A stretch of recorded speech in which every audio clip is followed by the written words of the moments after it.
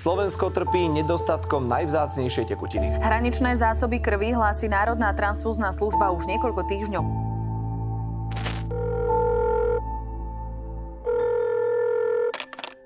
Zatiaľ, čo vy potrebujete pomoc od operátora, stovky ľudí potrebujú pomoc od vás.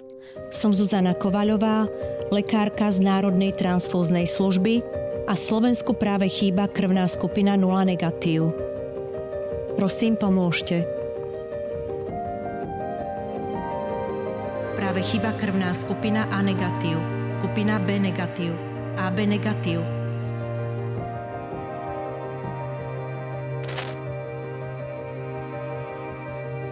A Slovensku práve chýba krvná skupina A negatív. Som prvýkrát darovala krv minulý rok a teraz sa idem objednať druhýkrát. A naozaj ten pocit potom, že viete, že tá krv môže niekomu zachrániť život, stojí za to.